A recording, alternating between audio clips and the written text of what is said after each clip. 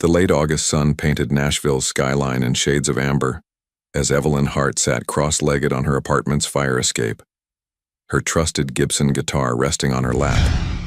Her honey-blonde waves caught the dying light as she absently strummed, a melody that had been haunting her dreams.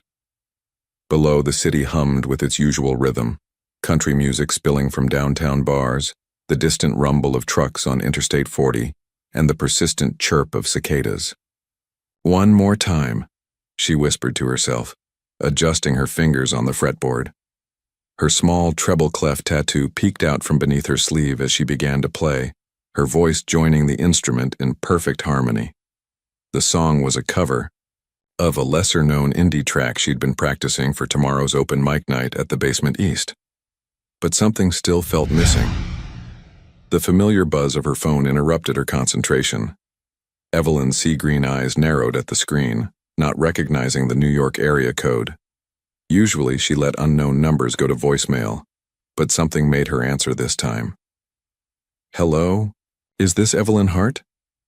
The voice was crisp, professional, with that unmistakable Manhattan edge. "Speaking," she replied, setting her guitar aside. "This is Regina Winters from Elite Events NYC. We're organizing a high-profile wedding at the Plaza next weekend, and your name came highly recommended by Christina at Nashville Wedding Network. Would you be interested in performing at the ceremony and reception?" Evelyn's heart skipped a beat. The Plaza, New York City. This wasn't just another local gig at a barn wedding or country club. "I'd love to hear more details," she managed, trying to keep her voice steady. As Regina outlined the requirements, 3 hours of performance, a mix of contemporary and classical pieces, specific songs for key moments, Evelyn's mind raced. The pay was more than she made in 3 months of local shows, and they would cover her travel expenses. "We'll need an answer by tomorrow morning," Regina concluded. The previous performer had to cancel due to a family emergency, and were working on a tight timeline. Evelyn glanced through her window at her small studio apartment. Sheet music scattered across her bed, a half-empty cup of sweet tea on the windowsill, and her grandmother's old sewing machine in the corner where she altered thrift store finds into her signature bohemian style. Her parents' voices echoed in her head, her father's constant reminder that music is a hobby, not a career, and her mother's gentle suggestion that maybe it was time to use her business degree. "I'll do it," Evelyn said, surprising herself, with the firmness in her voice. "Send me the contract and song list and I'll start preparing right away." After ending the call, she sat in stunned silence for a moment before rushing inside to her laptop. Her fingers flew across the keyboard as she researched the Plaza, its grand ballroom, the acoustics she'd need to account for. This wasn't just another gig. It was an opportunity to showcase her talent in front of New York's elite. Her phone buzzed again, this time with a text from her best friend, Ramona Chen. "Girl, where are you? Open mic sign-up starts in 30, don't tell me you're still practicing that same song." Evelyn quickly typed back, "Major news, coming now, you won't believe what just happened." 20 minutes later, she pushed through the door of their favorite coffee shop, The Morning Grind, where Ramona waited with 2 cups of their usual, chai latte for herself and sweet tea for Evelyn. The small bell above the door chimed as Evelyn rushed in, her oversized denim jacket slipping off one shoulder, revealing a vintage-inspired floral dress underneath. "Spill," Ramona demanded, pushing Evelyn's drink across the table. Her dark eyes sparkled with curiosity behind cat-eye glasses, and her straight black hair was pulled back in a sleek ponytail that emphasized her sharp features. Evelyn took a deep breath and launched into the story. Ramona's eyes widened with each detail, and by the end she was practically bouncing in her seat. "The Plaza? The Plaza? Eve, this is huge. This could be your break." "Or a complete disaster," Evelyn countered, nervously twirling a strand of hair around her finger. "What if I'm not ready for something this big? What if I freeze up?" Ramona reached across the table and grabbed Evelyn's hands, forcing her to stop fidgeting. "Listen to me. You've been ready for years. You just needed the right chance, and this is it. Remember what you always say about your mom's wedding dresses?" Evelyn smiled despite herself. "Every stitch tells a story." "Exactly. And every note, You sing tells yours, so go to New York, get on that stage, and make them remember your voice. Later that night, as Evelyn packed her performance outfits and organized her sheet music, she couldn't shake the feeling that something big was about to change. She'd chosen a mix of elegant, bohemian-inspired dresses that walked the line between sophisticated and unique, exactly like her musical style. Her phone lit up with a message from her mother. "Dad told me about New York. Be careful, sweetheart. Big cities have sharp edges." Evelyn smiled, typing back, "I'll be careful, Mom. Promise." She walked to her window, looking out at the Nashville skyline. The city that had shaped her voice, given her its rhythm, taught her how to turn pain into poetry and heartbreak into harmony. But something about this New York opportunity felt different, like the universe was finally answering all those midnight prayers she'd whispered into her pillow. Opening her laptop, she began researching the wedding couple, Richard Chen and Adelaide Morrison, both from prominent East Coast families. Their story read like a modern fairy tale. Harvard sweethearts, now both successful lawyers, getting married in the most prestigious venue in Manhattan. Evelyn caught her reflection in the window. Honey blonde waves falling past her shoulders, clear blue-green eyes bright with excitement, and that small silver piercing in her left ear catching the lamplight. She looked exactly like what she was, a Nashville girl with big dreams and an even bigger voice. "You can do this," she whispered to herself, touching the treble clef tattoo on her wrist for luck. It had become a habit, a reminder of why she chose this path. Music wasn't just what she did, it was who she was. She spent the next few hours practicing until her neighbors knocked on the wall, a signal that it was well past quiet hours. Collapsing onto her bed, Evelyn set her alarm for an early flight and closed her eyes, dreaming of grand ballrooms and standing ovations. What she couldn't know was that in less than a week, she would step onto a stage in New York City and sing a song that would change not just her life, but the life of someone who wasn't even supposed to be at that wedding, someone who would hear her voice and feel his carefully constructed world begin to crack. But for now she slept, while Nashville's summer night wrapped around her like a familiar melody, and tomorrow waited just beyond the horizon, full of promises and possibilities. Maxwell Reed stood at the floor-to-ceiling window of his Manhattan penthouse, absently turning the silver ring on his pinky finger as he watched the city below.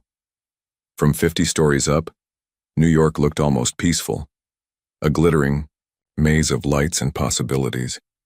His reflection stared back at him, tall, imposing in his tailored charcoal suit, blue-gray eyes sharp with the focus that had built his empire but hollow with something else entirely. "Mr. Reed?" His assistant's voice crackled through the intercom. "The meeting with Shanghai starts in 5 minutes. Max checked his father's old Patek Philippe watch, 7:55 a.m. here, 7:55 p.m. in Shanghai. Another day of international deals, another series of numbers that meant everything and nothing." "Coming," he replied, adjusting his tie and grabbing his tablet. The conference room buzzed with quiet energy as his team prepared for the video call. Max settled into his chair at the head of the table, nodding to his CFO, Daniel Reeves, who looked like he hadn't slept in days. "The Chen Morrison wedding is this weekend," Daniel mentioned casually as they waited for Shanghai to connect. "Richard's father is hoping you'll reconsider attending." Max suppressed a sigh. Richard Chen had been 2 years behind him at Harvard, and their families had known each other for generations. But weddings meant small talk, dancing, and inevitable questions about his own romantic status, or lack thereof. "I have plans," Max replied automatically. Daniel raised an eyebrow. "Driving that '67 Mustang around empty streets at midnight isn't exactly plans, Max." Before Max could respond, the screens lit up with faces from Shanghai, and he slipped into business mode. Numbers, projections, negotiations. This was where he excelled. This was safe. 3 hours later, with the deal successfully closed, Max retreated to his office. The wall of awards and press clippings seemed to mock him today. Maxwell Reed, real estate's rising star. Reed Development Group announces $2 billion project. The bachelor billionaire of Manhattan. His phone buzzed with a text from his mother. "Darling, the Chens will be devastated if you don't come. Your father would have wanted you there." Max closed his eyes, feeling the weight of those words. His father had been gone for 5 years, but his presence still filled every corner of Max's life, from the watch on his wrist to the empire he now commanded. "Fine," he texted back. "I'll be there." That Saturday evening, Max's driver pulled up to the plaza, just as the September sunset painted the sky in shades of lavender and gold.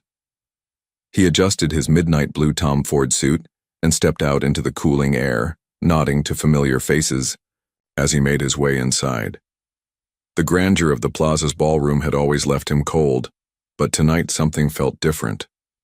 As he found his seat near the back, perfect for a quick escape later, soft music began to fill the space.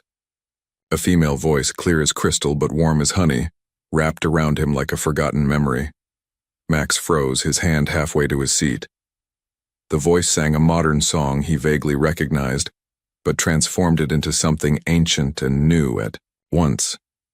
He turned slowly, searching for its source. She stood on the small stage, bathed in soft light. A flowing burgundy dress moved like water around her tall frame, honey-blonde waves catching the light. But it wasn't her beauty that held him. It was the raw authenticity in her voice, the way she seemed to pour her whole soul into each note. Beautiful ceremony, wasn't it? A familiar voice jolted him from his trance. Vivian Blackwell slid into the seat beside him, a vision in emerald silk. Her dark skin glowed under the chandeliers, and her signature perfume announced her presence before she did. "Vivian," Max acknowledged, his tone carefully neutral. Their history lay between them like a loaded gun. 3 years of almost perfect, ending in spectacular disaster when he'd discovered her affair with his then business partner. "You haven't returned my calls," she said softly, placing her hand on his arm.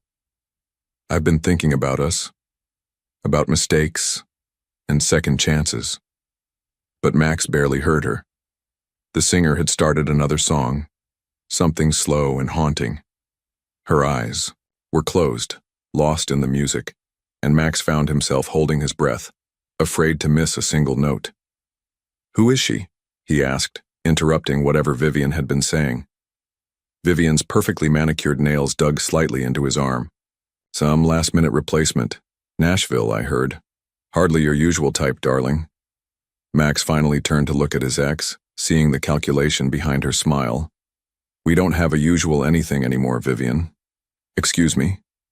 He moved through the crowd, finding Richard Chen near the bar. "The singer," Max said without preamble. "Tell me about her." Richard grinned, clearly already celebrating his nuptials. "Evelyn something. Hart, I think. Adelaide's planner found her when our original entertainment canceled. Why? Don't tell me the unshakable Maxwell Reed is actually interested in something besides quarterly reports?" Max ignored the jab, his eyes drawn back to the stage. Evelyn Hart. Her name felt right somehow. Real. She was performing an acoustic version of a Florence Plus the Machine song now, her fingers dancing across guitar strings, completely oblivious to the way the entire room seemed to orbit around her. "Tunt. You should talk to her," Richard suggested, following Max's gaze. "She's here all night." But Max stayed where he was, watching from a distance. He saw how she interacted with the crowd between sets. Genuine smiles, easy grace, none of the artificial polish he was used to. When she laughed at something the wedding planner said, the sound carried across the room like music itself. Later, as the reception wound down, Max found himself lingering. Evelyn was packing up her equipment, her movements unhurried despite the late hour. He wanted to approach her to say, what? That her voice had cracked something open inside him? That for the first time in years, he felt awake? Instead, he did what he did best. He gathered information. A quick conversation with the wedding planner yielded Evelyn's contact details for future events. Within an hour, his assistant had compiled a basic profile. Nashville native, regular performer at local venues, degree in business with a minor in music from Belmont University, no serious relationships on record. As his driver took him home, Through the quiet city streets, Max held a business card between his fingers, turning it like he usually turned his ring. Simple cream cardstock, elegant font. Evelyn Hart, vocalist and guitarist. He hadn't spoken to her, hadn't even let her see him watching.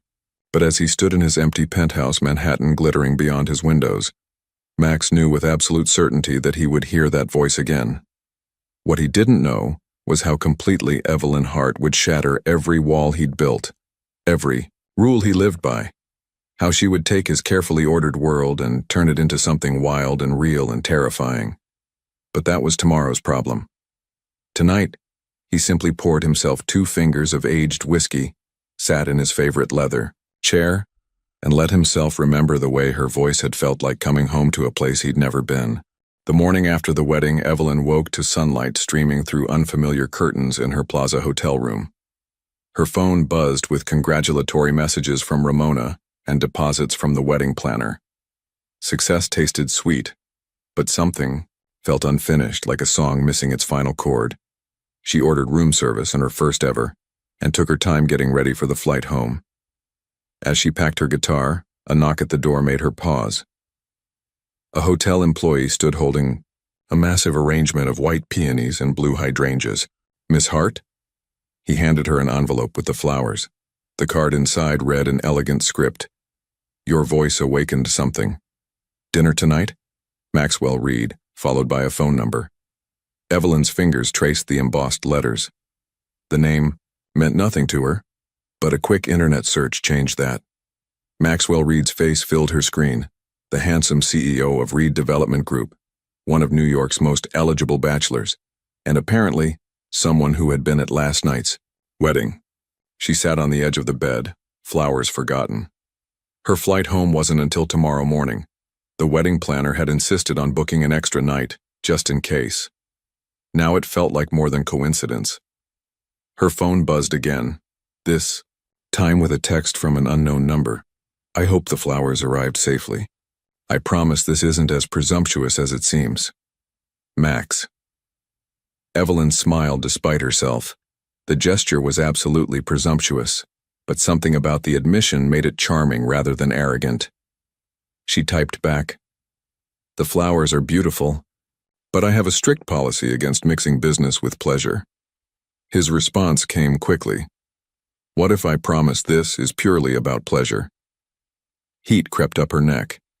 Before she could respond, another message appeared.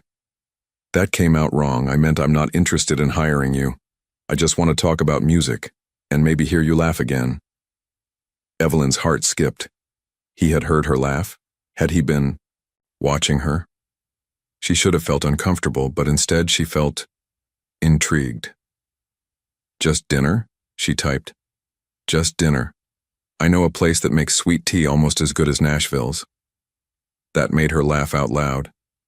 "Impossible." "Let me prove it. 7 p.m.? Evelyn bit her lip, considering. Every practical bone in her body screamed that this was a bad idea. Rich New York executives didn't just want to talk about music with small-town singers, but something in his messages felt genuine, almost vulnerable. 7 p.m., she replied. "But I'm not dressed for anywhere fancy. Wear whatever makes you feel like yourself. That's who I want to meet." Hours later, Evelyn stood in front of her hotel mirror, scrutinizing her choice. A vintage-inspired midnight blue dress that floated when she moved, paired with her favorite ankle boots and denim jacket. Her honey blonde waves fell in their natural pattern, and she'd kept her makeup minimal, just enough to enhance her sea green eyes. At exactly 7 p.m., the hotel house phone rang. Max was waiting in the lobby. She took a deep breath, grabbed her small crossbody bag, and headed downstairs. The elevator seemed to crawl, giving her too much time to second-guess everything from her outfit to her decision to stay in New York an extra night. The doors opened, and she saw him immediately. Maxwell Reed cut an impressive figure in dark jeans and a charcoal cashmere sweater that somehow looked more expensive than most suits. His blue-gray eyes found her instantly, and something flickered across his face. Surprise, appreciation, and something deeper she couldn't name. "Evelyn," he said, stepping forward. His voice was rich and warm, with none of the sharp Manhattan edges she'd expected. "Thank you for saying yes." Up close, she noticed things the internet hadn't shown: the slight curl in his light brown hair, the way one corner of his mouth lifted higher than the other when he smiled, the subtle scent of his cologne that made her want to lean closer. "Thank you for asking," she replied, proud of how steady her voice sounded. "Though I'm still skeptical about this supposed sweet tea." He laughed, and the sound transformed his whole face. "Low expectations are the key to happiness. Shall we?" Instead of the expected town car, a classic Mustang waited at the curb. "Is this yours?" Evelyn asked, running her hand along the pristine midnight blue paint. "My escape vehicle," he said, opening the passenger door. "When spreadsheets and shareholders become too much." The car purred to life, and Max navigated through Manhattan's evening traffic with confident ease. They ended up in the West Village at a small restaurant housed in a converted brownstone. Twinkling lights draped the intimate courtyard, and soft jazz drifted through the open windows. "This is not what I expected," Evelyn admitted as they were led to a corner table. "From me or from New York?" "Both."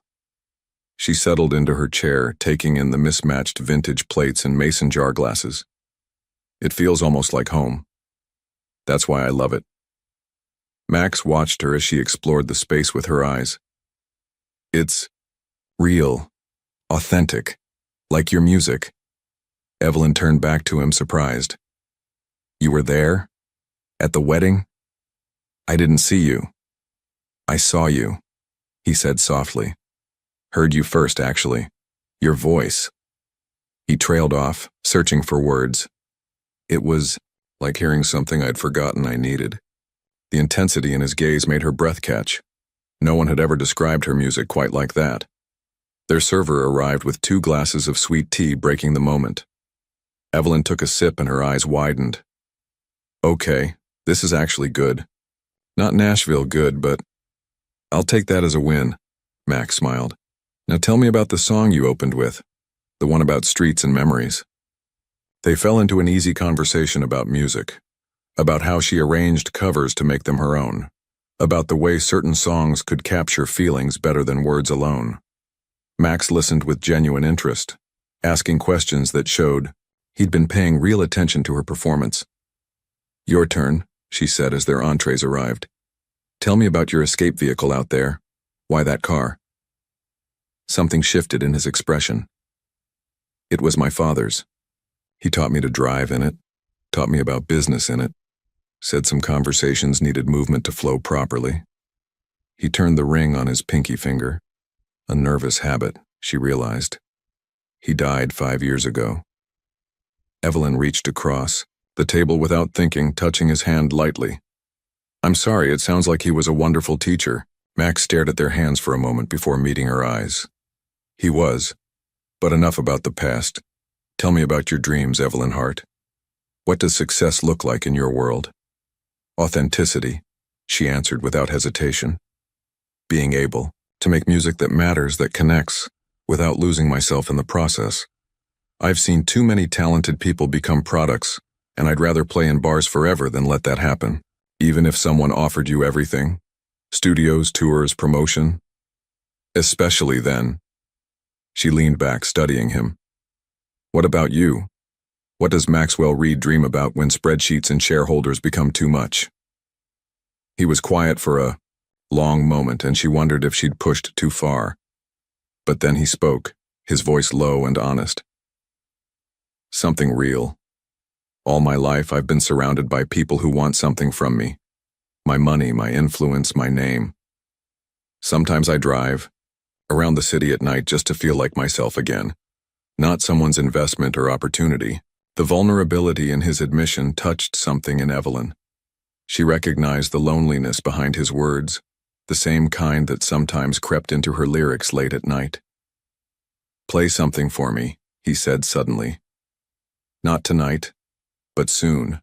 Something that's just yours, not a cover. I want to hear your truth." The way he said it, like a confession rather than a demand, made her heart race. "Only if you promise to really listen." "Evelyn," he said, reaching for her hand. This, Corsiamer, I haven't stopped listening since I first heard your voice. The rest of dinner passed in a blur of comfortable conversation and lingering looks. When Max finally drove her back to the plaza, the night felt both endless and too short. Thank you for saying yes, he said again, walking her to the lobby. Thank you for asking. She hesitated, then added, and for proving me wrong about the tea. His smile was soft in the dim light. Have breakfast with me tomorrow before your flight? She should have said no, should have kept this perfect evening as just that, one perfect evening. But something about Maxwell Reed made her want to break her own rules. Yes, she said simply. As she lay in bed later, Evelyn hummed a new melody, something about late-night drives and unexpected connections. For the first time in years, a song was writing itself, pulled from her heart by blue-gray eyes and honest words. What she didn't know was that 20 blocks away, Maxwell Reed sat in his penthouse holding a glass of whiskey and watching the city lights, unable to stop thinking about the way her eyes lit up when she talked about music, or how her hand had felt in his. Neither of them knew that this was just the beginning, that their carefully constructed worlds were about to collide in ways that would change everything. But maybe, just maybe, they both felt it. The first notes of something extraordinary, beginning to play. The morning light streamed through the floor-to-ceiling windows of the plaza's palm court, casting delicate shadows across the white tablecloth where Evelyn sat waiting. She'd chosen a simple sundress with a denim jacket, her honey blonde hair loose around her shoulders. Her flight home wasn't until afternoon, and something about last night made her want to stretch these New York moments as long as possible. Her phone buzzed with a text from Ramona. Tell me everything. Google says he's worth billions with a B. Evelyn smiled, typing back, He's different than I expected, more real. Real billionaires are still billionaires, Ramona responded. Be careful with your heart, songbird. Before Evelyn could reply, a familiar cologne announced Max's presence. She looked up to find him in a perfectly tailored gray suit, looking every bit the powerful CEO, except for the warmth in his eyes when they met hers. Good morning, he said, taking the seat across from her. I hope you slept well? Better than I should have, considering I leave today. She watched as he loosened his tie slightly. Early meeting? Board presentation at 9. But this was more important. The simple honesty in his voice made her chest tight. A server appeared with coffee and fresh pastries. Max ordered an espresso. Evelyn chose English breakfast tea, and for a moment they sat in comfortable silence. I wrote something last night, Evelyn admitted, running her finger along the rim of her teacup. After dinner. Max's eyes lit up. Will you share it? Maybe, someday, when it's ready. She smiled. Art can't be rushed, Mr. Reed. Max, he corrected gently. Please. Mr. Reed was my father. Something about the way he said it made Evelyn lean forward. Tell me about him? The real version, not the business magazine's version. Max was quiet for a moment, turning his father's ring on his pinky finger. He was complicated. Brilliant at business, less brilliant at family. But he tried. That Mustang? He bought it the day I was born, said he'd teach me to drive it when I was ready. And he did. Took me to empty parking. Lots at dawn. Taught me about torque and timing and how to feel the engine's rhythm. Like music, Evelyn said softly. Exactly like music. Max smiled. Maybe that's why your voice caught me the way it did. It had that same authenticity, that same raw truth. Their eyes met across the table, and Evelyn felt that now familiar spark of connection. But before she could respond, a smooth voice cut through the moment. Maxwell. What a delightful surprise. Vivian Blackwell approached their table like a runway model, every movement calculated for maximum effect. Her fitted red dress and sky-high heels screamed power, and her dark skin glowed with expensive skincare. But it was the predatory gleam in her eyes that made Evelyn sit straighter. Vivian. Max's voice had cooled several degrees. I wasn't expecting to see you here. Clearly, Vivian's perfect smile didn't reach her eyes as she turned to Evelyn. We weren't properly introduced. At the wedding, I'm Vivian Blackwell. Maxwell and I go way back. The emphasis on way back wasn't subtle. Evelyn felt the shift in the air, the weight of history and unspoken words. Evelyn Hart, she replied simply, refusing to be intimidated. Lovely to meet you. Hart? Oh yes, the singer. Vivian's laugh was like crystal breaking. How quaint. Maxwell always did have an appreciation for local talent. Max's jaw tightened. Vivian, we're in the middle of breakfast. Of course, darling, don't let me interrupt. Vivian touched Max's shoulder, letting her hand linger. We should catch up soon. Properly. Like old times. She sashayed away, leaving a trail of expensive perfume and tension in her wake. Evelyn took a careful sip of her tea, studying Max's face. Ex-girlfriend? Ex-mistake, he corrected, then sighed. I'm sorry about that. Vivian has a talent for appearing when least wanted. Rich ex-girlfriend, family connections, obviously still interested. Evelyn set down her cup. Sounds complicated. It's not. Max reached across the table, taking her hand. Vivian is my past. A past I'm not interested in revisiting. His thumb traced circles on her palm, and Evelyn felt her resolve wavering. Max, whatever this is between us, it's real, he finished. That's what scares you, isn't it? That this feels real. The truth of it hit her like a chord struck perfectly.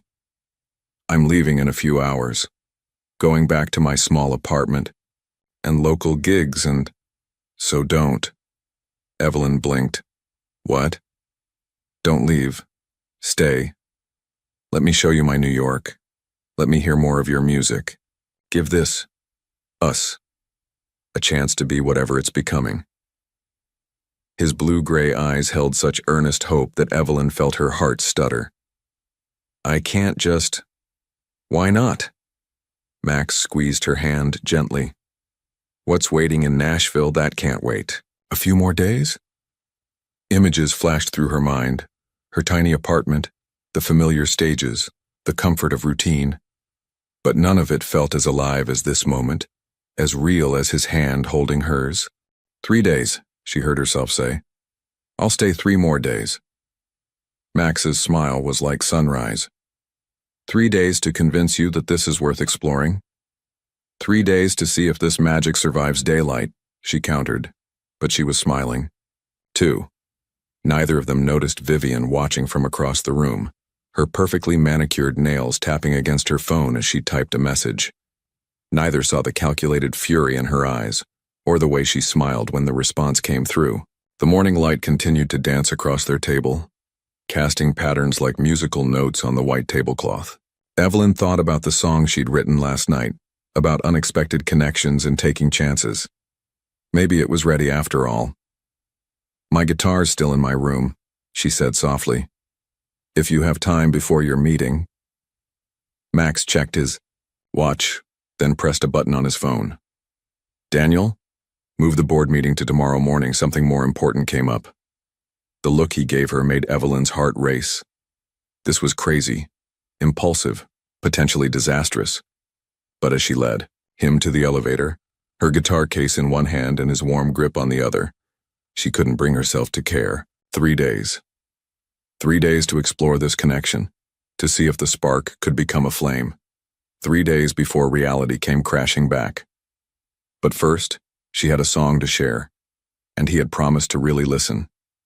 What neither of them knew was that 3 days would change everything. That the song Evelyn was about to play would become the soundtrack to a love story neither of them saw coming.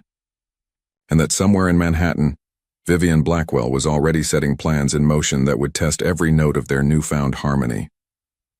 The morning sun filled Evelyn's hotel room as she sat cross-legged on the bed, her Gibson guitar cradled in her lap.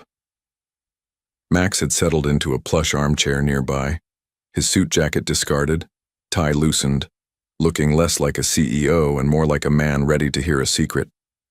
It's not finished, she warned, fingers hovering over the strings. And it's personal. Those are the best kind, Max said softly. Play it for me, Evelyn. She took a deep breath and began to play. The melody started gentle, like questions whispered in the dark, then built slowly into something more urgent. When she started singing, her voice carried all the vulnerability and hope of the previous night.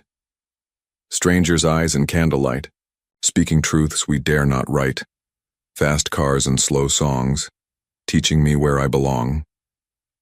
The chorus swelled with emotion, and Evelyn let herself get lost in it, forgetting to be nervous, forgetting everything except the music and the way it felt to create something real. Some things can't wait for morning. Some hearts break their own warning.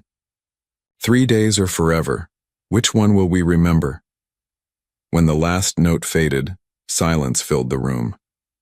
Evelyn kept her eyes on her guitar, afraid to look up, afraid to see indifference or worse, pity in Max's eyes.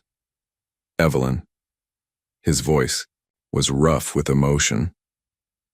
Look at me. She raised her eyes to find him leaning forward, his expression intense. That was... He shook his head, searching for words. I've never heard anything so honest. It's just a rough draft, she started.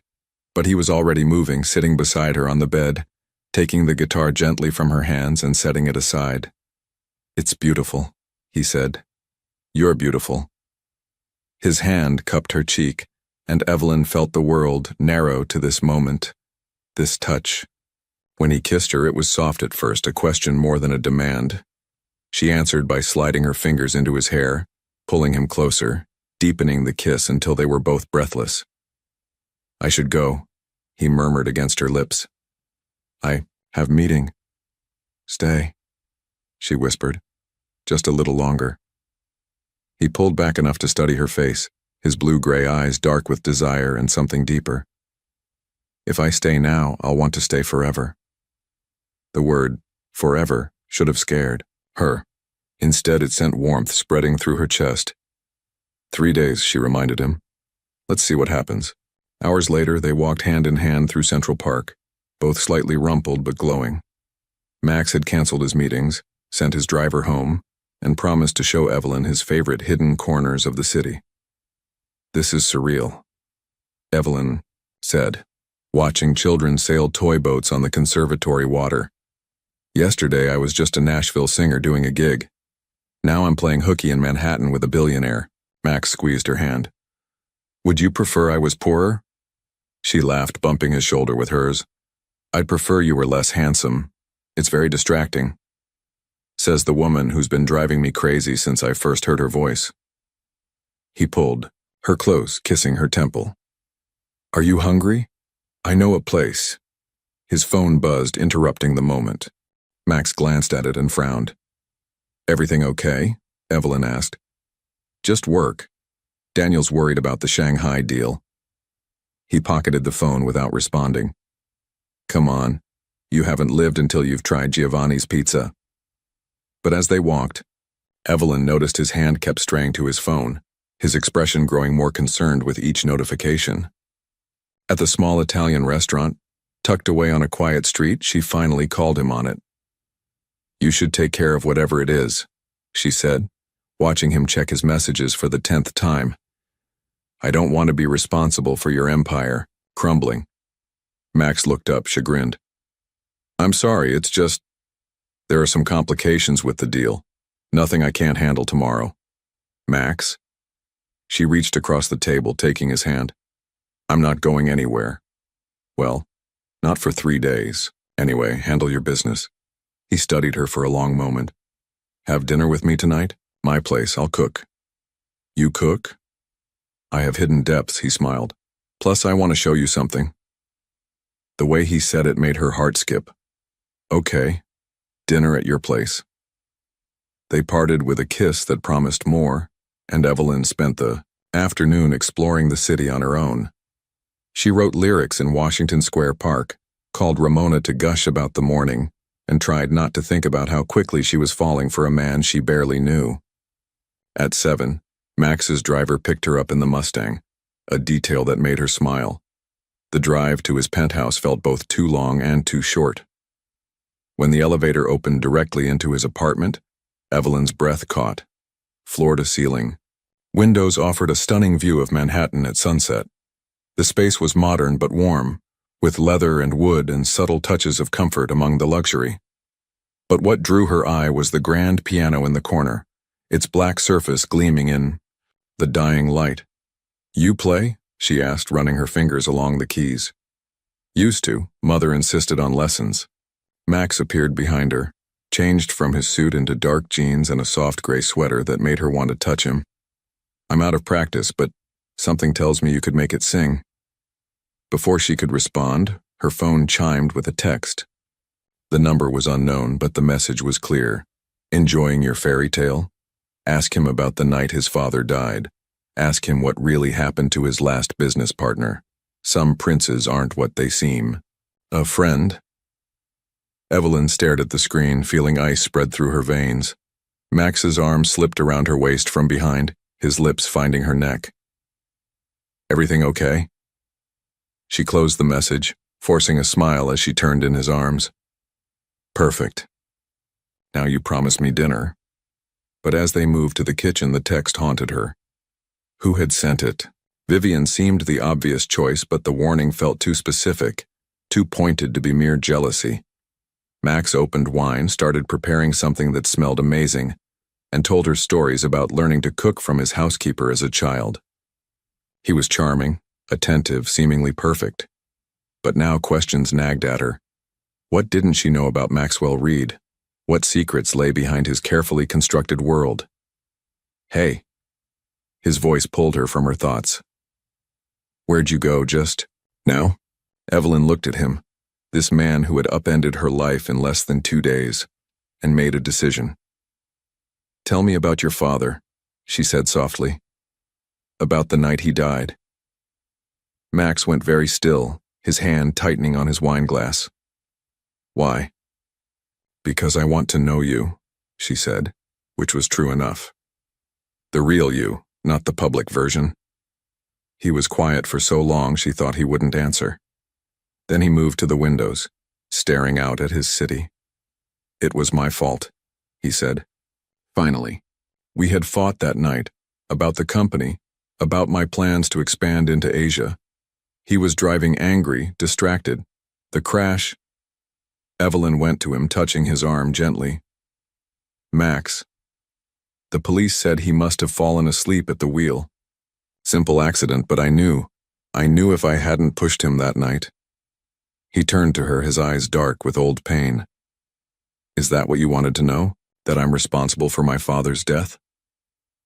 "No," she whispered, stretching up to kiss him softly.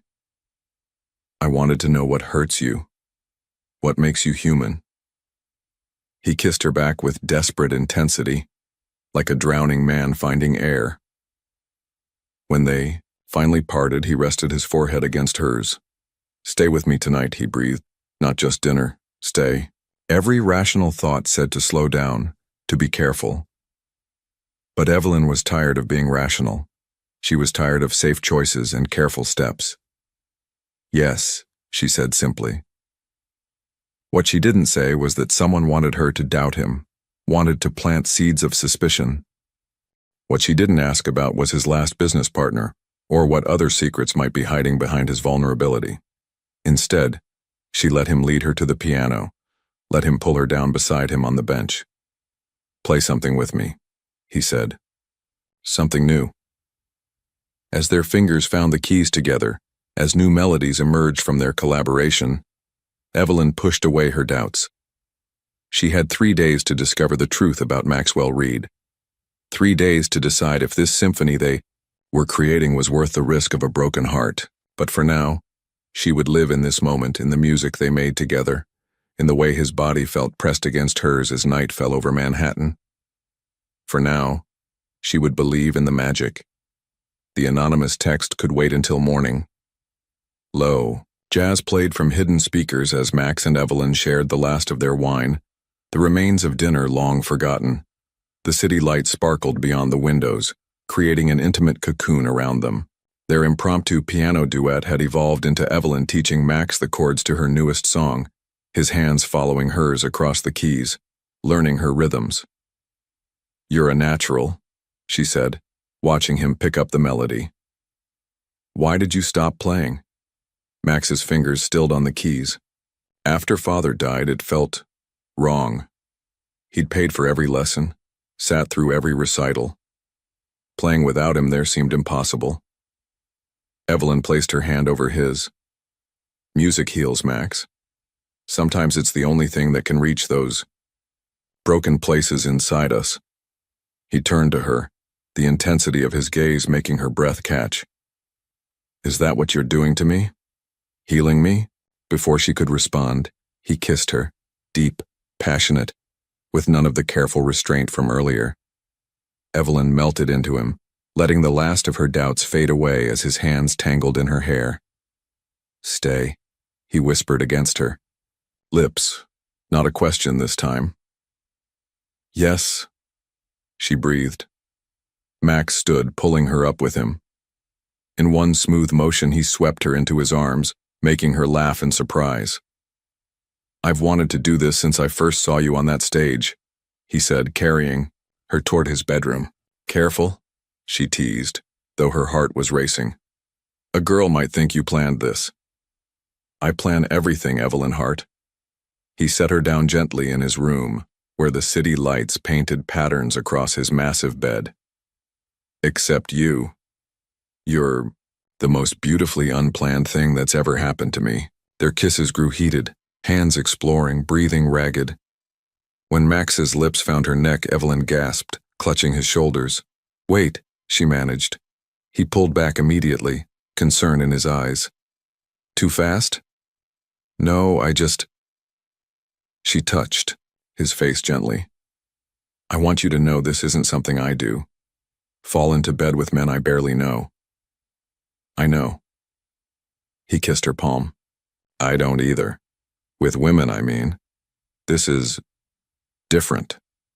The vulnerability in his voice made her heart ache. She pulled him down for another kiss, slower this time, savoring every moment. Their clothes fell away between kisses and whispered words of encouragement. When they finally came together, it was with an intensity that surprised them both. Not just physical connection, but something deeper, as if their souls recognized each other. Later, wrapped in soft sheets and each other, Evelyn traced patterns on Max's chest while he played with her hair. The city hummed below them, a distant lullaby. "Tell me a secret," she murmured, feeling safe and cherished in the darkness. Max was quiet for a moment. "I'm terrified." "Of what?" "Of how much I feel for you already." His arms tightened around her. "Of how easy it would be to fall in love with you." Evelyn's heart skipped. "Is that such a bad thing?" "It is when I've only known you 3 days. When you're leaving in 2, when my life is—" He sighed. "Complicated." She propped herself up on an elbow, studying his face in the dim light. "Because of Vivian?" "Partly." He wouldn't meet her eyes. "There are things about my past, about the company. Like what happened to your last business partner." Max went very still. "How do you know about that?" Evelyn sat up, pulling the sheet around herself. "Someone texted me, warning me about you." "Vivian." His voice was hard now. "What exactly did she say?" "It was an unknown number. They mentioned your father's death and your former partner. Said you weren't what you seemed." She watched his reaction carefully. "Was it Vivian?" Max sat up too, running a hand through his disheveled hair. "Probably. She's bitter. Things ended badly between us." "How badly?" He was quiet for a long moment. "My previous business partner, James Crawford, was having an affair with her while we were together. When I found out, I bought him out of the company. He and Vivian moved to London together. And 6 months later, he died in a boating accident." Max's voice was carefully neutral. "Vivian blamed me. Said I'd orchestrated it somehow as revenge. It was nonsense, of course. I was in Shanghai when it happened. Evelyn absorbed this, thinking about the warning text. Why would she try to turn me against you? Because she's back in New York and alone. James left everything to his ex-wife, not her. Now Vivian's trying to work her way back into my life, and you're in her way. He reached for her hand. Evelyn, I swear to you, I had nothing to do with James's death. She looked at their joined hands. I believe you. But I need to know what other complications might be waiting. I'm falling for you, Max, hard and fast and probably foolishly. I need to know what I'm falling into. He pulled her close, kissing her forehead. No more secrets, I promise. Tomorrow I'll tell you everything about the company, about my father, all of it. Just stay here with me tonight. Let me hold you. Evelyn melted back into his embrace, letting his warmth chase away her doubts. Soon, his breathing evened out in sleep, but she lay awake, thinking. Her phone lit up on the bedside table. Another text. From the unknown number. Ask him about the offshore accounts. Ask him why the Shanghai deal is really falling apart. Time's running out, little songbird. Evelyn turned off her phone, curling closer to Max. But sleep was long in coming, and when it did, her dreams were troubled by shadowy figures and unfinished melodies. Across town, in a luxurious apartment overlooking Central Park, Vivian Blackwell sat at her desk, a glass of wine in hand. On her computer screen, financial records from Reed Development Group glowed with damning evidence.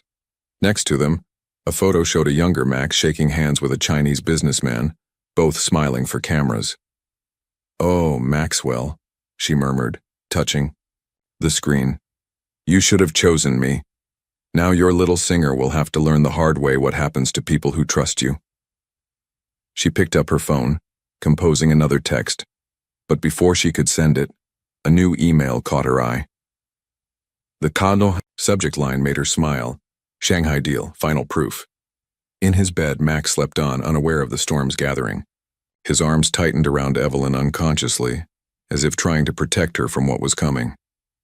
But some notes, once played, can't be unheard. Some truths, once revealed, can't be buried again. And sometimes, the greatest love stories are born in the spaces between truth and lies, in the moments when we choose to believe in someone despite all evidence suggesting we shouldn't.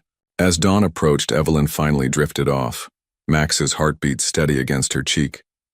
In her last conscious thought, she wondered if 3 days would be enough time to learn the truth about Maxwell Reed, and if she was strong enough to handle whatever that truth might be. Evelyn woke to sunlight streaming through floor-to-ceiling windows and the smell of fresh coffee. For a moment, she lay still in Max's enormous bed, taking in the view of Manhattan spread out before her like a dream. The sheets were soft against her skin, carrying the lingering scent of his cologne. Her phone showed 3 missed calls from Ramona and another text from the unknown number, but before she could check either, Max appeared in the doorway. He was already dressed in a sharp navy suit, though his feet were bare and his hair still damp from the shower. "Good morning," he said, carrying 2 coffee cups. "I didn't want to wake you, but I have an emergency board meeting in an hour." "The Shanghai deal?" Evelyn sat up, accepting the coffee gratefully. She noticed the tension in his shoulders, the way he kept checking his watch. Among other things, he sat on the edge of the bed, watching her with an intensity that made her heart race. "Last night was amazing," she finished, reaching for his hand. "Complicated but amazing." His smile was tender as he brought her hand to his lips. "Stay here today. Work on your music. Use the piano. I'll try to wrap up early and take you somewhere special tonight." "Max." She set down her coffee. "We need to talk about those texts. About James and your father and whatever's happening with Shanghai." His expression closed slightly. "I know. Tonight, I promise. I'll tell you everything." He stood, checking his watch again. "I have to go. Daniel's already called twice." "Max." She caught his arm before he could leave. "Whatever it is, whatever's happening, just be honest with me." He cupped her face in his hands, kissing her deeply. Tonight, he whispered against her lips. Then he was gone, leaving Evelyn alone with her thoughts and the glittering city beyond, the windows. She spent the morning exploring his apartment, finding hints of the man behind the billion-dollar facade. A worn copy of The Great Gatsby on his nightstand, old vinyl jazz records carefully preserved, photos of a younger Max with his father beside the Mustang. At the piano, she worked on her new song, the one about taking chances and falling too fast, but her concentration kept breaking as her phone buzzed with notifications. Finally, she checked the latest text from the unknown number. Board meetings about to start. Watch how quickly empires fall. Turn on CNBC. Her hands shaking slightly, Evelyn found the remote and turned on Max's massive TV. The financial news channel was running a breaking story. Reed Development Group under investigation. Sources claim evidence of illegal dealings in Shanghai project. Her heart stopped as she read the ticker. Anonymous whistleblower provides documents suggesting widespread corruption. CEO Maxwell Reed named in offshore account scandal. Her phone rang. Ramona. Eve, are you seeing this? It's all over. The financial news. I'm seeing it. Evelyn's voice felt distant to her own ears.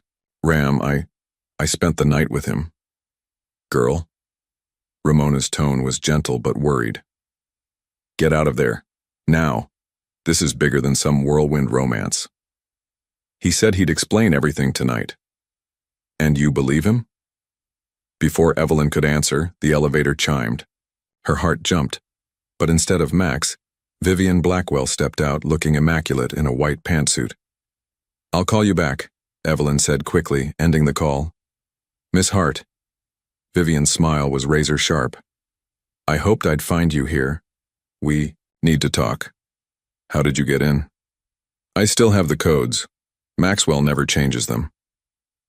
Vivian moved through the apartment like she owned it, trailing perfectly manicured fingers along the piano keys. I assume you've seen the news? Did you do this? Evelyn demanded. The texts, the scandal? I merely exposed the truth. Something Maxwell has never been good at. Vivian produced a USB drive from her purse. Everything's here. The real records of the Shanghai deal, proof of what happened to James, even evidence about the night his father died. The question is, what are you going to do with it? Evelyn stared at the drive. Why are you showing me this? Because despite what Maxwell thinks, I loved him once. Real love, not this fairy tale you two are playing at. Vivian's expression softened slightly.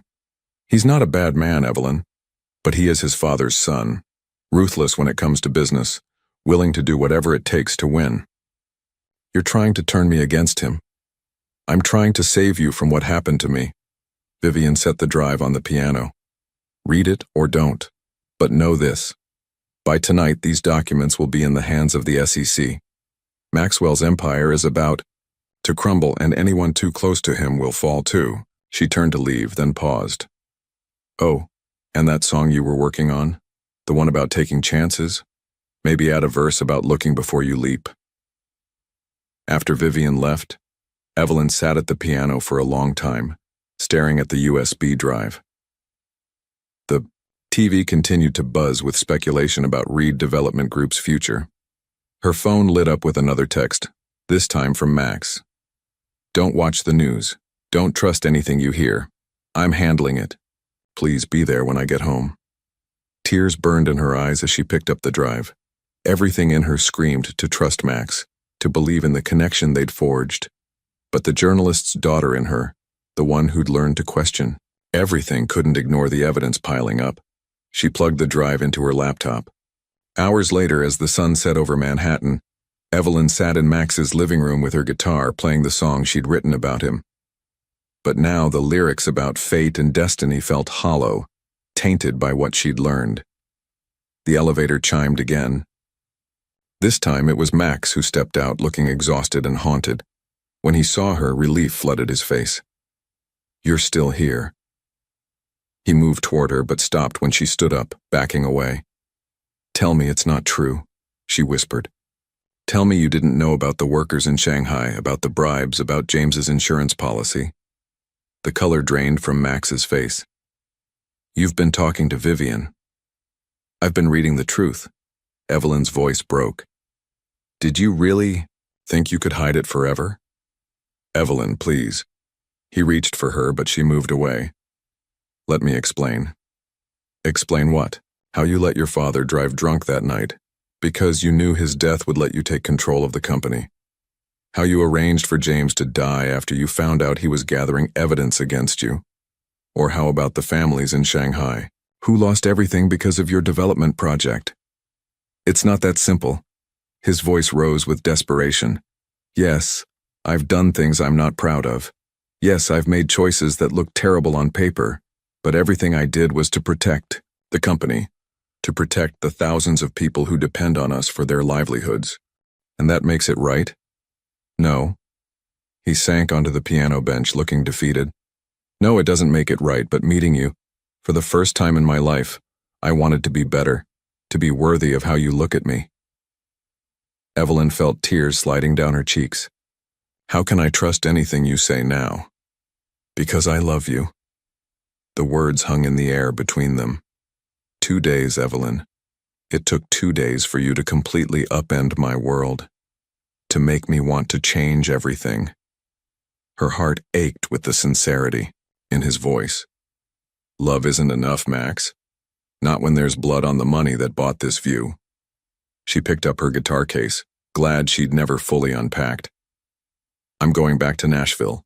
Early flight, already booked. Evelyn, please. Max's voice cracked. Stay. Help me fix this. Help me become the man you thought I was. She paused at the elevator, looking back at him one last time. In the fading light, he looked lost, broken, human. For a moment, she wavered. Some things can't be fixed with a song, she said softly. Goodbye, Max. The elevator doors closed on his devastated face. As she descended toward the ground floor, Evelyn hugged her guitar case to her chest and let herself cry. For the fairy tale that wasn't. For the man she'd fallen in love with who turned out to be an illusion, and for the song she'd never finish now. What she didn't know was that upstairs, Max was already making calls, setting things in motion that would either save or destroy everything. And across town, Vivian raised a glass to her computer screen, where an email sat unsent, one that could change everything again. The night spread over Manhattan like a final curtain, while 3 hearts beat out of sync, each wondering if love was worth the price of truth. The Nashville rain drummed against Evelyn's apartment window, matching the hollow rhythm in her chest. A week had passed since she'd fled New York, since she'd left Maxwell Reed standing broken in his penthouse. 7 days of ignoring his calls, his texts, the flowers that kept arriving at her door. Ramona sat cross-legged on Evelyn's bed, scrolling through news articles on her phone. They're saying he's cooperating with the investigation, turning over documents, naming names. The stock's still falling, but... Stop. Evelyn pressed her fingers to her temples. I can't hear any more about him. You're going to have to face it eventually. Ramona's voice was gentle. The press found out about you. They're calling Eve. Everyone wants to know about the mysterious singer who spent 3 days with Maxwell Reed right before his empire started crumbling. Evelyn stared at her guitar, propped in the corner where it had sat untouched since her return. Every time she tried to play, all she could hear was Max's voice. All she could feel were his hands guiding hers across piano keys. Her phone buzzed. Another text from the unknown number that had started it all. Missing him yet? There's more to the story. Meet me at the morning grind. 2 p.m. Don't go, Ramona said, reading over her shoulder. It's obviously Vivian trying to manipulate you again. But something in Evelyn's gut told her this wasn't Vivian. The style was different, more direct. She checked the time, 1:30 p.m. I need to know, she said, standing. I need to understand all of it. The coffee shop was nearly empty when she arrived, the afternoon lull making it easy to spot the man sitting in the corner. He was older, distinguished, with silver hair and sharp eyes that tracked her approach. Miss Hart. He stood, offering his hand. I'm Robert Chen, Richard's father. Evelyn's heart skipped. The wedding, it felt like a lifetime ago. You sent the texts? Some of them. He gestured for her to sit. Vivian provided the information, but she didn't know I was involved. Please, let me explain. A server brought coffee, neither of them would touch. Robert Chen folded his hands, on the table studying Evelyn with eyes that missed nothing. Maxwell Reed is not his father's son, he said finally. That's what everyone got wrong, including Vivian. Howard Reed was ruthless, yes, but he had lines he wouldn't cross. Maxwell erased those lines years ago. Why are you telling me this? Because you're the first person in years who made him want to redraw them. Robert pulled out a folder, sliding it across the table. The night Howard died, he had evidence, proof that Maxwell had been embezzling funds, setting up shadow companies. He confronted his son, threatened to turn him in. The crash wasn't an accident. Evelyn's hands shook as she opened the folder. Inside were photos, documents, a handwritten letter from Howard Reed, dated the day he died. And James Crawford? Got too close to the truth. Maxwell didn't arrange the accident directly, he's too smart for that. But money can buy many things, including convenient tragedies. Evelyn felt sick. Why didn't you take this to the authorities? Howard was my friend. I've spent years gathering evidence, waiting for the right moment. When I saw you at the wedding, saw how Maxwell looked at you. Robert's eyes softened. I thought perhaps you could reach him, make him confess, make it right, make it. Instead, I ran away. You did the right thing. He touched her hand gently. But now I need your help. Maxwell's trying to get ahead of the investigation, offering up smaller players to protect himself. If he succeeds, everything Howard died, trying to expose will stay buried. Evelyn stared at the documents, her mind racing. What do you need from me? Go back to New York. Make him think you believe in him, that you want to help him start fresh. Get him to talk about Howard, about that night. We only need a confession. You want me to wear a wire? It wasn't a question. We want justice. For Howard, for James, for all the others Maxwell has destroyed climbing to the top. Evelyn closed the folder, pushing it back across the table. I can't. Not because I don't believe you, but because... She swallowed hard. Because I still love him. God help me. Even knowing all this, I still love him. Robert Chen's expression hardened. Love won't bring back the dead, Miss Hart. Or help the families he's ruined. No. Evelyn stood, her voice steady despite her racing heart. But maybe love is exactly what Maxwell Reed needs to find his way back to the lines his father drew. She left the coffee shop in a daze, the rain having stopped to leave everything looking clean and sharp. Her phone showed 3 missed calls, from Max and a text. I'm in Nashville. Please let me explain. Not excuses, just truth. You deserve that much. Before she could respond, another text came through, from Vivian this time. Whatever Robert Chen told you, remember he has his own agenda. Not everyone seeking revenge wants justice. Some just want to watch empires fall. Evelyn's head spun. Who was telling the truth? Robert Chen with his damning evidence? Vivian with her cryptic warnings? Or Max, who had looked at her with such raw honesty when he said he loved her? She found herself walking to the fire escape of her apartment building, her favorite spot to think. The city spread out below her, so different from Manhattan's glittering heights, but just as full of stories, of secrets, of people trying to find their way through the dark. Her phone buzzed one final time. Max again. I'm at the Bluebird Cafe. Our song is still unfinished. Help me write the ending it deserves. Evelyn closed her eyes, feeling the weight of choices pressing down on her. She could go to him, here, his side, risk her heart again. Or she could call Robert Chen, agree to help bring down the man who might have killed his own father. Or maybe there was a third option, one that could lead to truth and redemption both. Opening her eyes, she made her decision. The next move would change everything, she knew. But some songs needed to be finished no matter the cost.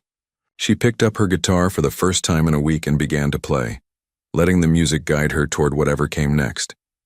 In her mind, she could still hear Max's voice saying he loved her, still feel the way his hands had moved over piano keys. Some melodies couldn't be forgotten even when broken. Some loves couldn't be denied, even when stained with darkness. And sometimes, the hardest notes to play were the ones that led to truth. The Bluebird Cafe glowed like a beacon in the Nashville twilight, its neon sign casting blue shadows across the rain-slick pavement. Evelyn stood across the street, her guitar case heavy in her hand, watching through the window as Max sat alone, at a corner table. Even here, surrounded by the casual atmosphere of her world, he looked every inch the billionaire CEO in his tailored suit, though his usual perfect posture was bent with worry. She'd made her decision on that fire escape, looking out over her city. Now she just had to be strong enough to follow through. Taking a deep breath, she pushed open the door. The familiar scent of coffee and worn wood wrapped around her as conversations hushed. Several regulars nodded in recognition, but their eyes lingered on Max, clearly wondering what brought Manhattan royalty to their sanctuary. Max stood when he saw her, hope and fear warring in his expression. "You came. This is my home," she said simply, setting her guitar case down. "The question is, why are you here?" "Because this is where you are." He gestured to the chair across from him. "Please, just listen." Evelyn sat, noting the untouched whiskey in front of him, the way his hands couldn't quite stay still. Up close, she could see the toll of the past week in the shadows under his eyes, the slight stubble on his jaw. "Robert Chen found you," he said. It wasn't a question. "Yes. And he told you about my father, about that night." "Yes." Max turned his father's ring on his pinky finger, a nervous tell she'd come to recognize. "What he told you, it's not the whole truth." "Then tell me, all of it. No more half-truths, no more protecting me or yourself." Evelyn leaned forward. "If you love me like you say you do, give me the truth I deserve." The live music stage behind them was empty, but the silence between them felt full of unsung melodies, of words fighting to be heard. "My father was dying," Max said finally, his voice low and raw. "Cancer. He'd hidden it from everyone except his doctor, but I found out. The night of the crash, he'd received his final prognosis. 3 months, maybe less." Evelyn's heart squeezed, but she stayed silent, letting him continue. "The evidence he had against me? Real. I had been moving money, setting up shadow companies. But not for myself. For him. Experimental treatments in Switzerland, research programs he'd wanted to fund anonymously. He found out and was furious not because of the illegality, but because I'd discovered his secret." "The crash?" Max's hands trembled slightly. "He was driving to confront me, yes. But he was also driving to his lawyer to change his will. To protect me from what he saw as my own reckless attempts to save him. The accident." His voice broke. "The accident was just that. An accident. But I let everyone believe I was responsible because the truth felt worse somehow. My father died, trying to save me from myself." Evelyn reached across the table, taking his shaking hands in hers. "And James Crawford?" "Vivian was working with him from the start. They thought they could force me out, take control of the company. When James died..." Max met her eyes steadily. "I didn't arrange it. But I didn't stop it either. Vivian had set something in motion trying to frame me, but it backfired. James was never supposed to be on that boat." "Why didn't you tell me all this before?" "Because I wanted to be the man you thought I was when you first sang for me. Someone worthy of your voice, your heart." He squeezed her hands. "The Shanghai deals, the offshore accounts. Yes, I broke laws. Yes, I crossed lines. But not for greed. Every project funded hospitals, schools, community centers, things my father had always wanted to do but couldn't while answering to shareholders. And now, with the investigation, Now I'm telling the truth. All of it. The SEC, the FBI, they have everything. Every document, every transaction. I'm not protecting myself anymore. His blue-gray eyes held hers. I'm trying to protect my father's real legacy, the good we've done alongside the bad. Evelyn absorbed this, thinking of Robert Chen's accusations, of Vivian's warnings. Why should I believe you? Because I love you. Max stood, moving around the table to kneel beside her chair. The gesture drew gasps from nearby tables, but he seemed not to notice. Because you make me want to be the man my father always hoped I'd become. Because your voice woke up something in me I thought had died with him. He pulled a folded paper from his jacket. This is my confession. Everything I just told you. Everything I've done, I'm turning it in tomorrow morning. He pressed it into her hands. Read it. If you still walk away, I'll understand. But if there's any part of you that still believes in us. Evelyn stared at the paper, then at the man kneeling before her. This complicated, flawed, loving man who had upended her world in the space of 3 days. Stand up, she whispered. He did, uncertainty in his eyes. Evelyn stood too, taking his face in her hands. I need you to understand something. I fell in love with you. Not your money, not your power, just you. The man who drives his father's car to feel close to him. The man who remembered how I take my tea. The man who listens to music like it's telling him secrets. Evelyn. I'm not finished. She took a shaky breath. If we do this, if we try again, it has to be built on truth. Complete truth. No more secrets. No more protecting each other from the hard parts. Anything, he breathed. She picked up her guitar case. Then come with me. There's something I need to show you first. Outside, the Nashville night had turned soft with misty rain.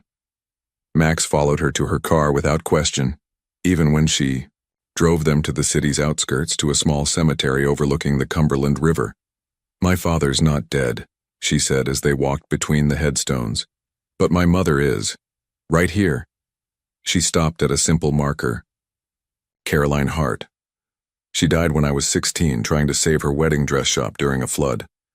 The same determination, the same stubbornness I see in you. She had it too. The need to protect what matters, no matter the cost. Max stood, silent beside her as she continued. I understand choosing wrong things for right reasons. I understand living with regret.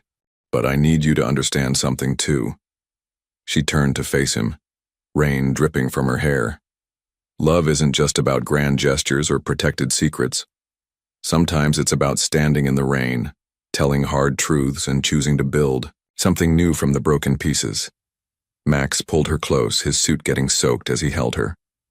Then let's build something new, together. No more secrets, no more shadows. Evelyn buried her face in his chest, breathing in the familiar scent of his cologne mixed with rain. The song I wrote about us, it's not finished yet. Then let's finish it. He pulled back enough to see her face. Whatever comes tomorrow. With the investigation, whatever Robert Chen or Vivian try to do, we'll face it together. Just don't let go this time. She kissed him then, in the rain, among the memories of those who'd loved too fiercely, too completely. When they broke apart, she whispered against his lips, "Take me home." But as they drove back toward the city, neither of them saw the car following at a distance or recognized Vivian behind the wheel, her expression set with determination. Neither knew that Robert Chen was meeting with federal agents presenting evidence that went far beyond what Max planned to confess. The night wrapped around them like a promise, but tomorrow waited with its own plans, its own revelations. For now, though, they had rain and truth and each other. Sometimes that had to be enough. Dawn broke over Nashville with the promise of storm clouds gathering on the horizon. Evelyn woke in her small apartment to find Max already awake, sitting at her window with his phone in hand. The worried crease between his brows told her everything she needed to know. "How bad?" she asked, pushing herself up. "Worse than we thought." He turned to her, his blue-gray eyes troubled. "Robert Chen didn't just go to the FBI. He went to every major news outlet. The story's breaking now. Evelyn grabbed her own phone, seeing the headlines flooding in. Reed Empire built on lies? Maxwell Reed, the dark truth behind the billions. Sources claim Howard Reed murder, not accident. They can't prove any of it, Max said, but his voice was hollow. The confession I wrote? It's not enough anymore. They want blood.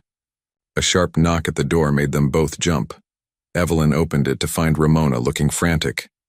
Turn on the TV, she said, pushing past them. Now. The local news was showing a live press conference.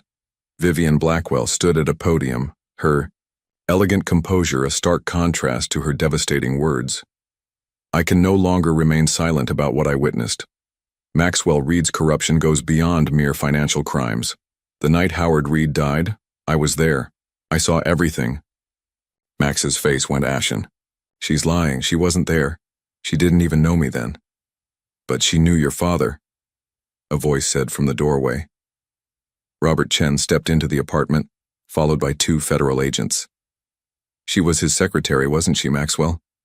Before, she reinvented herself as the sophisticated Vivian Blackwell. Understanding dawned on Max's face. Victoria Bennett.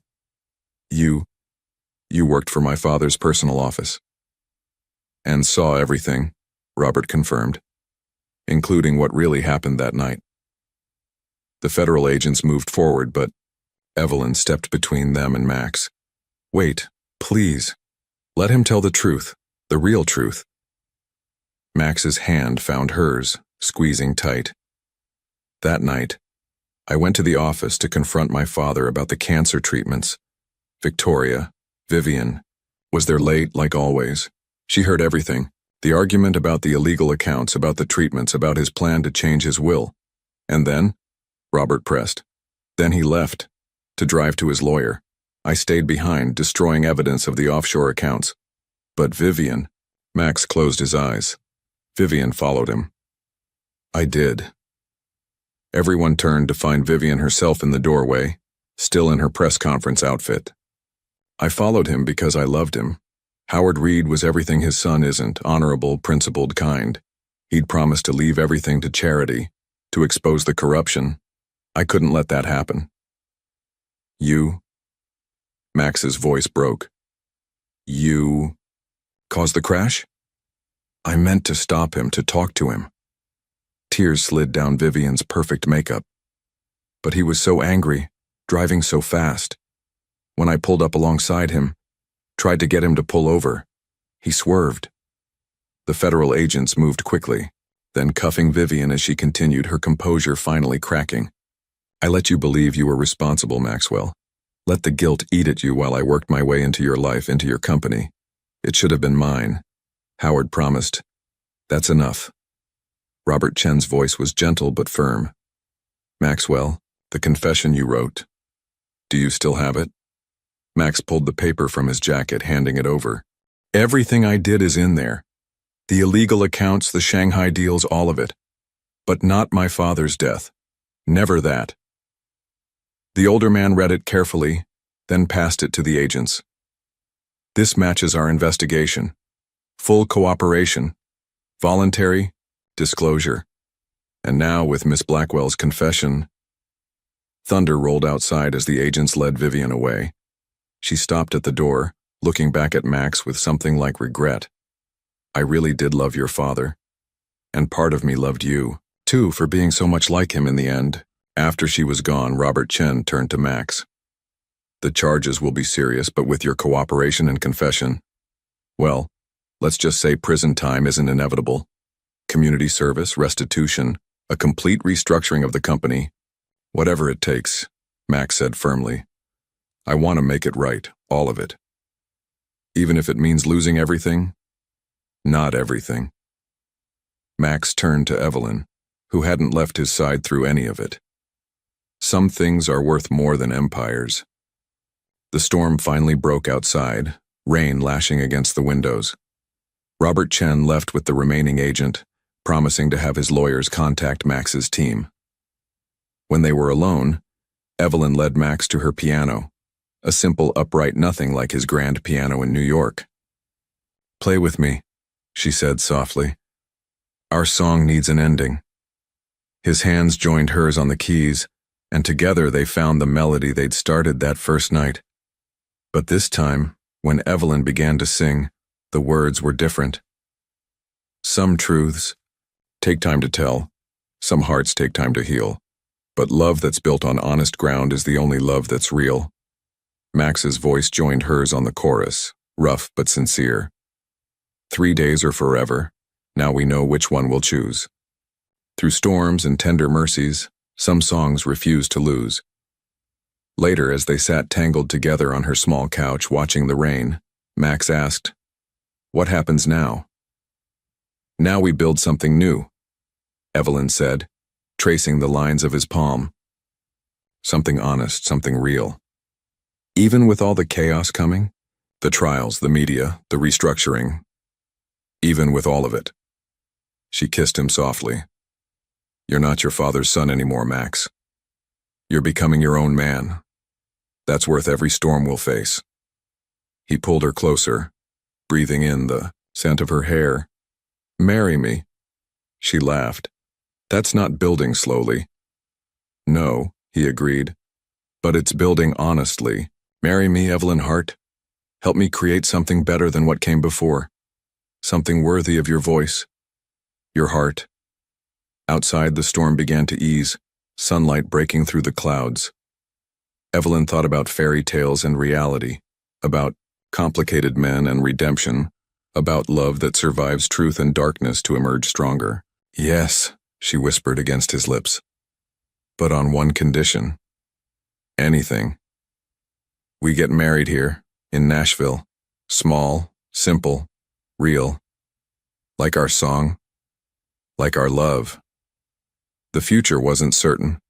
There would be trials and headlines, restructuring, and restitution. The Reed empire would change, transform into something new. But as Max and Evelyn sat in her small apartment, planning a future built on truth rather than power, they knew they'd found something rarer than success, more valuable than billions. They'd found their own melody, their own truth, their own way to make music in the world. And somewhere, perhaps Howard Reed was smiling, knowing his son had finally learned the most important lesson, that love, honest and true, was worth more than any empire ever built. 1 year later, the Bluebird cafe was packed to capacity, string lights twinkling overhead as Evelyn Reed adjusted her guitar strap. The simple gold band on her left hand caught the light, matching the one on Max's hand as he sat in their usual corner table, his suit jacket discarded, sleeves rolled up, looking more relaxed than anyone who'd known him in his CEO days would have believed possible. "This next song," Evelyn said into the microphone, her honey blonde waves falling loose around her shoulders, "is about second chances and building something real. Some of you might have read about our story in the papers, but this is the true version, the one that matters." In the audience, Ramona sat with her new boyfriend, Daniel Reeves, Max's former CFO, who'd helped restructure the company into the Reed Foundation. Robert Chen was there too, now serving as the foundation's board chairman, his eyes bright with approval as he watched the couple who'd helped bring truth to light. The past year had been a whirlwind of changes. Max had pled guilty to the financial charges, but his full cooperation and Vivian's confession about Howard's death had resulted in a suspended sentence and mandatory community service. The Reed empire had been transformed into a charitable foundation, focusing on healthcare access and community development, finishing the work Howard Reed had wanted to do all along. Evelyn's fingers found the opening chords of their song, the one she'd started writing that first night in New York, the one they'd finished together in the rain. But before she could begin, a small cry from near the stage made her smile. "I think someone wants to join in," she said, nodding to Max. He stood, lifting their 3-month-old daughter from her carrier. Little Caroline Hope Reed, named for both their mothers had her father's blue-gray eyes and her mother's musical soul. She quieted immediately as Max brought her close to the stage, swaying gently as Evelyn began to sing. The song told their story, all of it. The voice that changed everything. The 3 days that became forever. The storms they'd weathered and the truth that had set them free. When she reached the new verse they'd written after Caroline's birth, Max's voice joined hers. No longer, rough but practiced from months of late-night duets. From Manhattan lights to Nashville rain, love finds its way through joy and pain. What started with a single song grew into a symphony strong. The audience sat transfixed, many wiping away tears. They'd read about Maxwell Reed's fall from grace, about the singer who'd helped him find redemption. But here was the real story, set to music that spoke of hope and second chances. In the back of the cafe, a frame held the first dollar bill Evelyn had earned performing there. Next to it hung a news article with the headline, "Reed Foundation launches music education program in underserved communities." Below that was a small wedding photo, Max and Evelyn on the banks of the Cumberland River, her in a vintage-inspired dress, him in a suit but no tie, both laughing as Nashville's sunshine blessed their union. As the song ended, little Caroline cooed, reaching for the stage lights. Max pressed a kiss to her curls, remembering a time when he'd thought power and money were all that mattered. Now his world was measured in different ways. In songs and smiles, in quiet mornings and midnight lullabies. In the way his daughter's eyes lit up when she heard her mother's voice. The Reed name meant something different now. Not an empire, built on secrets, but a legacy of truth and transformation. Howard would have been proud. Evelyn stepped down from the stage, taking Caroline from Max's arms. "Ready to head home? I think someone's getting sleepy." "In a minute," Max said, pulling them both close. "I just want to remember this moment."